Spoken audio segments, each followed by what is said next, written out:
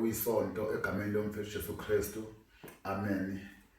Bazalwane, sisabuka kakhulu indaba yethu yokuqhuba inkonzo yokuvuka kukaJesu, nalapho esibuka khona ukuthi ke einsukwini ezingama40 uJesu kade azinazo avukile ethuneni. Iziphi izinto azenzile? Sibuka kakhulu izinto zonke ekade sikhulume ngazo ngeviki eliphelile okanye ngolosithathu. Sibuke kakhulu indaba kaJesu ayibonakalisa okwesithathu kubafundi bakhe. Ngifisa nje ukuthi sibambe le nkonzo leyo ngokukhulu ukuphuthuma, sikwazi ukudlula into ezimbalwa ukuthi ke uJesu bangabe azibonakalisa kubafundi bakhe okwesithathu. Lento ka3 uzoyibamba ukuthi ke kunezinto kumele azenze ehambisana le number kaJesu akade azibonakalisa kubafundi bakhe okwesithathu. Mangabe aqeda ukubanika i-direction yokudoba, sibone ukuthi babuya nezinhlanzi ezinkulu bayihudulela ngaphandle inethi langaqhabuka. Kodwa uJesu kwakumele kube khona inkonzo ayilungisayo. Into yokuqala ubalungisela ukudla okuba badle, ubahleplela isinkwa ubapha nenhlanzi ukuthi ke badle abafundi bakhe. Kodwa mayeqeda lapho kunento afuna ukuyilungisa eyonakala. Ufuna ukulungisa into eyonakala kuye noSimon uPetro. uPetro omunye wabafundi bakhe uJesu akade amkhonzile, futhi umuntu abesekade amnike iauthority. Sishilo sathi uJesu abengakwazi ukuthi avuke ethuneni anyuke abuyele ekhaya ezulwini, but he was supposed to fix izinto ezithize ezonakele. Ezinye zonakele ngaphambi kokuba aye esiphambanweni, ezinye zonakele asesiphambanweni, ezinye zonakele asevukile, ngoba abafundi bakhe abadinga ukuthi abuye uJesu azobakhumbuza nje. Okube wanyuka uJesu wahamba, bekuzoba nenkinga yokuthi ashiye ibandla lingana direction, ashiye ibandla lakhe lingana direction. Naye ke into ebayibalekile uJesu amele ayenze, kwamele azame ukubuyisana noPetro.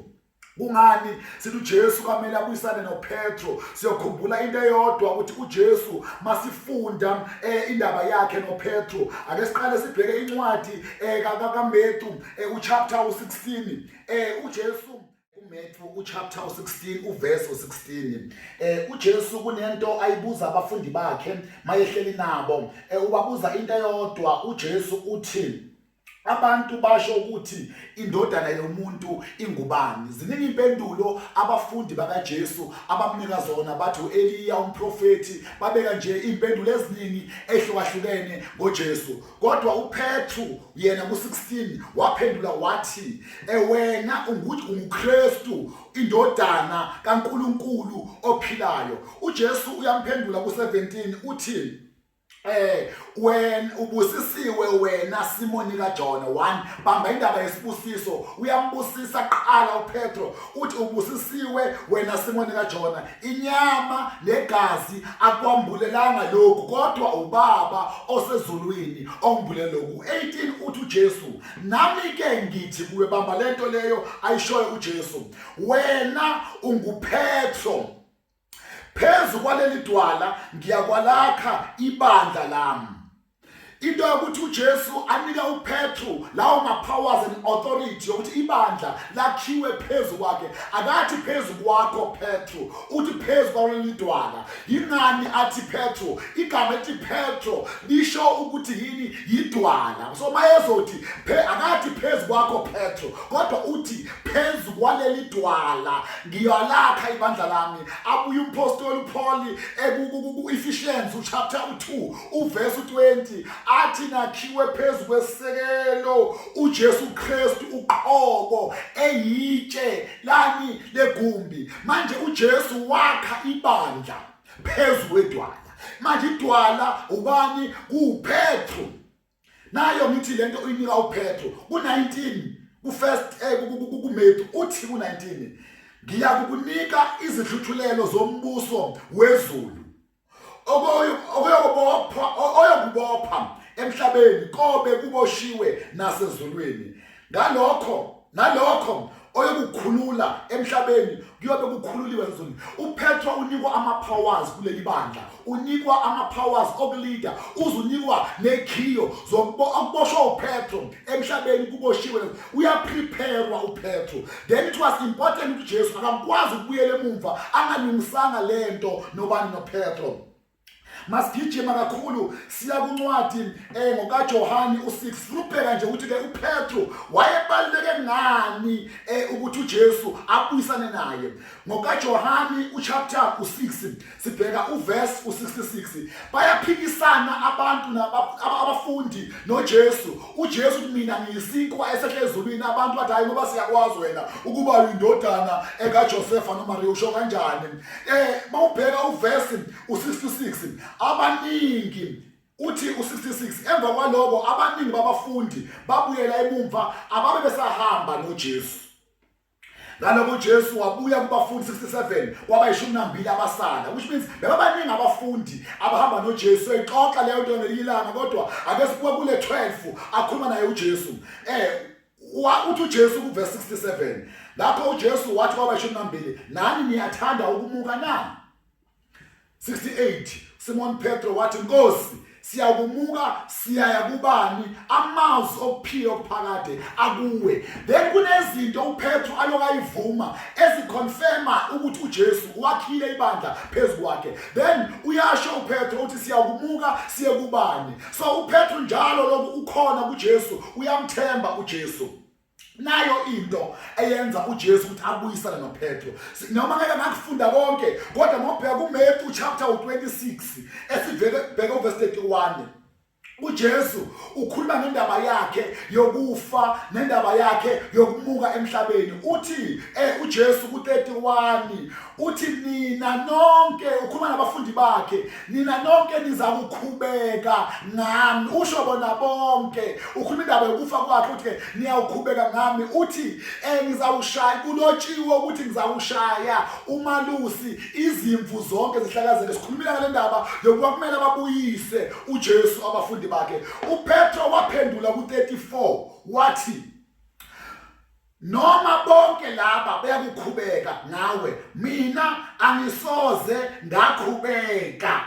uPetro usho lento kuJesu uthi ke noma bonke laba kodwa mina angisoze kanjani ngakhubeka. uJesu yamtshela uthi ke wena Petro uzongiphika kathathu iqhude lingakakhali. Siya kuleyo nkonzo leyo ukuthi mayefikwa phambi kukaPilato uJesu azothetha isicala, uPetro bayambona naye, kodwa uPetro wayeme edeni kuthiwa nango omunye owayehamba uyamphika uJesu liyakhala iqhude. Siyasazi lezo story lezo kakhulu. Wamphika kathathu uJesu. Manje sesiyabuya ke manje uthi ke kwakumele ababuyise abafundi. 1 uShilo wathi uyoshaywa umelusi kuhlakazeke izimvu. Wayibonakalisa kubafundi kathathu. Okokuqala wayenza inkonzo yokubuyisana, okwesibili abaphe direction. Siyakhumbula baphetha ngomoya engcwele. Siyabuya ke manje okwesithathu uJesu emva kokudoba kwabafundi uhleli nabo uyadla. Nayi le nkulumo la esinayo siyokhuluma ke lento yokubuyiswa kukaPetro.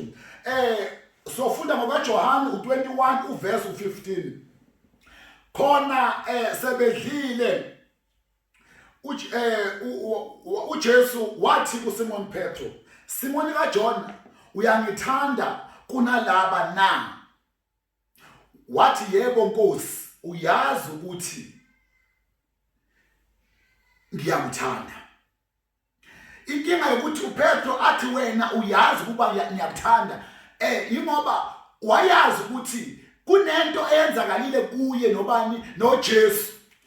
Ngaye nkathi amphika wathi ngakhali iqhude wawakhumbula amazwi kaJesu, but akasabanga nethuba lokukhuluma noJesu ukuthi wawushilo Nkosi naku sekuyonakala. uJesu uzuyathatha uyobethelwa, ababuyisananga noJesu, umphikile uJesu uPetro. Manje uyambuza uJesu kule ncwadi uthi, Simoni kaJona, uyangithanda na? Mayemphendula uJesu uthi, yipha amawundlu ami. Jesus, amawundlu uJesu akhuluma ngawo ukhuluma ngebandla elisha elizalwe esiphambanweni machitheka igazi lakhe. Amawundlu izimvu ezincane ekuzalwa abantu abazalwe esiphambanweni ibandla elisha mabambhokozo hlangothini kuphuma amanzi negazi kwazalwa ibandla elisha. Manje uJesu mayizothi ke Petro yipha amawundlu ami. Usho lento yokuthi bandla elisha elizaliwe mawuthi uyangithanda nabo abantu bokuqala obuyela kubo abazelwe yimi. Wesibili uJesu wabuya ngokwesibili kuverse 16 wathi ngokwesibili Simoni kaJona uyangithanda na? Waphendula uSimoni uthi yebo Nkosi uyazi wena. Wathi kuye yalusa izimvu zami. Hayibo Jesu uyazi ukuthi izimvu zimele ziluswe. Waye ushilo wathi makushaya umelusi hlakazeka ini izimvu. Uyazi ukuthi yena ukuthuma lokuhamba ukutransition yokuhamba kodwa kumele ashiye ini umelusi oyosala omuse yini izimvu. Qale ngamawundlu manje uthi yini akuluswe yini izimvu. Uthi yalusa izimvu. Unikwa iauthority ngoba wayeshilo wathi phezu kwale midwala ngiyalakha ibandla lami. Manje uappointa a person or a shepherd or a pastor or a person who's going to look after ibandla ozobuka izimvu. Emva kwalokho ngoba kubalekile ukuthi abantu baqokwe bangayiqoki kodwa baqokwe uNkulunkulu. Kodwa uJesu wapha that authority out of abafundi abasele abawu11 uyamtshela ukuba that authority and the confirmation ngoba bemthemba uPetro ukuthi isifundiso usenzile kuPetro. Ngokwesithathu wabuya uJesu wathi uyangithanda na? Amazwi kaPetro athi wathi Nkosi uyazi konke wena uyazi. Manje iyabuya lento ethi wena Nkosi wazi konke. Wambuza ngale uPetro wathi uJesu kuPetro orabuza abafundi nani niyangishiya noma nani nifuna ukuhamba? uPetro waphendula wathi siza kusuka siye kubani? Uyaphinda futhi uPetro makubuyiswana naye la ubuza into eyodwa uJesu uyangithanda na? Petro simuzwa uthi uyathinteka emoyeni wakhe uthi wena Nkosi wazi konke. Iyabuya lento ukuthi uJesu wethu uyayiconfirma uPetro ukuthi uJesu wazi konke, wazi izifiso zethu. Nkosi yakwazi konke esidingayo. Nkosi yethu uJesu wazi ngaphakathi lethu. Umaluso muhle odela ukuphila kwakhe ngenxa yezimvu simbonile azaleke esiphambanweni ngendaba. Manje uPetro iyabuya lento uyakhathazeka. Ngicabanga ukuthi wajula uPetro zabuya izinto zokuthi hey le ndoda ngihambela endleleni yazi konke.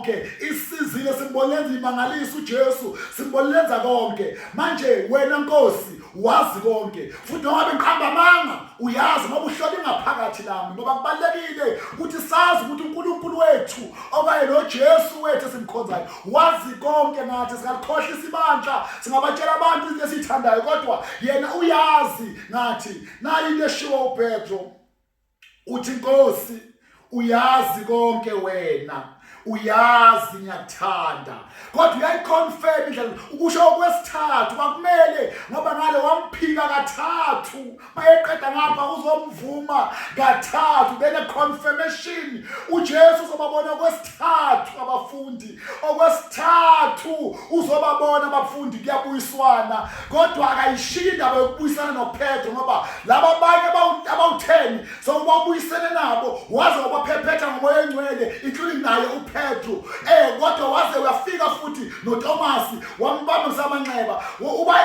Usune show uJesu labafundi sebabuyile labafundi laba kodwa manje usuyatesta ukuthi banayo i-leadership obanayo i-leader ezohamba nabo endleleni ngoba isikhathi sibala ukuthi namhlanje ilanga lesi28 uJesu akhona uyabuka uJesu nje naye lapho noma singakhumbula insuku but that time bekusuku lesigadi ngoba iBhayibheli isivezela ukuthi abehamba ayekuphi kodwa isivezela amayibonakala kubo. Uyasho uJesu uthi yipha izimvu zami.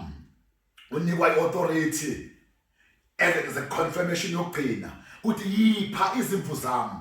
kubalekile baholi ukuba sazi masiqokiwe sidinga ukuzipha izimvu esibekwe phambi kwazo athi siluse kahle umhlambi uNkulunkulu asimise phambi kwawo noPetro unikwa that authority yokuthi aphe izimvu. Sidinga abazalwane sisebandleni siqala umsebenzi sibuka ibandla lihamba ngendlela lihamba ngayo sibuka izimvu namanje zomile izimvu asizazi zikuphi ngoba nayi lockdown isivalele ngaphandle asikhona ukukhonza asikhona ukwenza lutho kodwa noma singanako sinendlela esinazo zokupha sibambele yonkonzo kaJesu athi asiphe izimvu. Sifuna abaholi abazohamba kahle phambi komhlambi, sifuna abaholi abazozazi izimvu ukuthi ziyanakekelwa. Izimvu siyadela ukuphila kwethu, siyadela nokuncane sinako ngenxa yezimvu ngoba bekubalekile siluse izimvu. uPetro uyabuyisana noJesu, iyalungiswa lento yasekhaya ezulwini, iyalungiswa lento ye-leadership,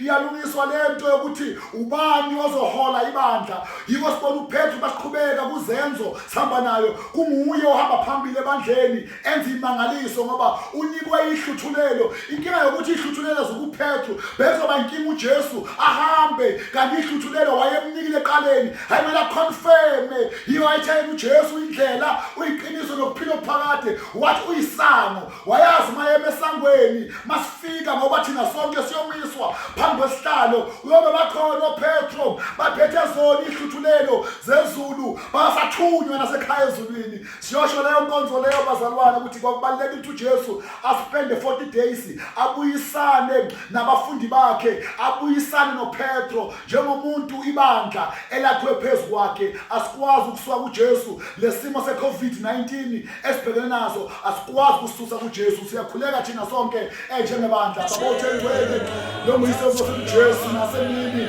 Siyakhuleka Nkosi yokuninga bonke sisebandleni lakho, siyakhuleka Baba njengabaholi kusimo sibhekene naso ukuthi Baba usinike umsebenzi Baba ngokuba siphe izimvu Baba nali izwi lakho selibile sesikhulumile inhliziyo yakho njengoNkulunkulu Baba nali ibandla lakho libasembe lodla Baba lisuke egcwala umoya wenjabulo nentokozo Baba. Siyabonga egameni likaJesu Kristu lephakade. Amen.